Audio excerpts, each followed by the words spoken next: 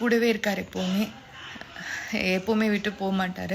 தமிழ் சின்னத்திரையில் நாதஸ்வரம் அப்படின்ற சீரியலில் நடித்து ரொம்பவுமே ஃபேமஸ் ஆனவங்க தான் நடிகை ஸ்ருதி சண்முகப்பிரியா. அவங்களோட கணவரான அரவிந்த் சேகருக்கு கடந்த 2023ஆம் ஆண்டு பார்த்தீங்கன்னா அவருக்கு மாரடைப்பு ஏற்பட்டு இறந்து போயிட்டாரு. கணவர் இறந்து போய் இத்தனை வருஷம் ஆனாலும் கூட இன்னமும் அவரோட நினைவுகளை தான் ஸ்ருதி சண்முகப்பிரியா வாழ்ந்துட்டு இருக்காங்க. இந்த நிலையில் அவங்களோட செகண்ட் மேரேஜ் குறித்து ரொம்ப உருக்கமாக கண்ணீரோட ஒரு பேட்டி வந்து கொடுத்துருக்காங்க.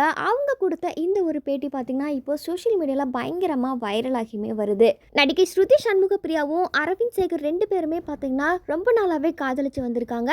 இந்த நிலையில் கடந்த 2022ஆம் ஆண்டு அவங்களோட திருமணம் பெற்றோர் சம்மதத்தோட ரொம்பவுமே பிரம்மாண்டமாக நடந்து முடிஞ்சுது. மேரேஜ்க்கு அப்புறம் ரொம்பவுமே சந்தோஷமாக போயிட்டு இருந்த இவங்களோட வாழ்க்கையில் வெறும் 14 மாதத்துலேயே, அதாவது மேரேஜ் ஆன 1 இயர்லேயே அவங்களோட ஹஸ்பண்ட்க்கு மாரடைப்பு ஏற்பட்டிருக்கு.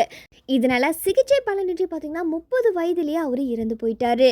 மேரேஜ் ஆன ஒரே வருஷத்துல கணவரை பறி கொடுத்து நின்ன ஸ்ருதியை பார்த்து சின்ன திரை பிரபலங்களும் ரசிகர்களும் ரொம்பவுமே கண் கலங்கி போனாங்க. கணவர் இறந்ததுனால ஸ்ருதி சண்முகப்பிரியா ரொம்பவுமே உடைஞ்சு போயிட்டாங்க. இதனால அன்னையிலிருந்து இன்னைக்கு வரைக்கும் பார்த்தீங்கன்னா அவரோட நினைவுகளை தான் தன்னோட ஒவ்வொரு நாளையுமே கடந்து வந்துட்டு இருக்காங்க. இந்த நிலையில அவங்க இப்போ ரீசெண்டாக கொடுத்த ஒரு ஸ்பீச்சில் பார்த்தீங்கன்னா தன்னோட செகண்ட் மேரேஜ் குறித்து ரொம்பவுமே உருக்கமாக வந்து பேசியிருக்காங்க. அதாவது என்னோட ஃபேமிலியும் சரி, என்னோட ஃப்ரெண்ட்ஸும் சரி, நீ தனியாக கஷ்டப்படுறத எங்களால் வந்து பார்க்க முடியல. அதே இல்லாமல் நீ இப்படி கஷ்டப்படுறத அரவிந்தும் வந்து விரும்ப மாட்டார். இதனால் நீ செகண்ட் மேரேஜ் வந்து பண்ணிக்க அப்படின்னு சொல்லிட்டு எல்லாருமே எனக்கு அட்வைஸ் பண்ணியிருந்தாங்க. என்னதான் இருந்தாலும் தனியாக வாழ்கிறதோ இல்லை மறுமணம் பண்ணிக்கிறதோ இது எல்லாமே பார்த்திங்கன்னா அவங்களுடைய சுய விருப்பம் தான். ஒரு வேளை வருங்காலத்தில் எனக்குன்னு ஒருத்தரை பிடிச்சி ஒரு வேளை நான் கல்யாணம் பண்ணிக்கிட்டால் கூட அந்த நபரை எனக்கு அனுப்பி வச்சது என்னை மேலே இருந்து பார்த்துக்கிற என்னோட தேவதையான கணவர் அரவிந்தா தான் இருக்கும் அப்படின்னு சொல்லிட்டு ரொம்பவுமே உருகி கண்ணீரோட பேசியிருக்காங்க.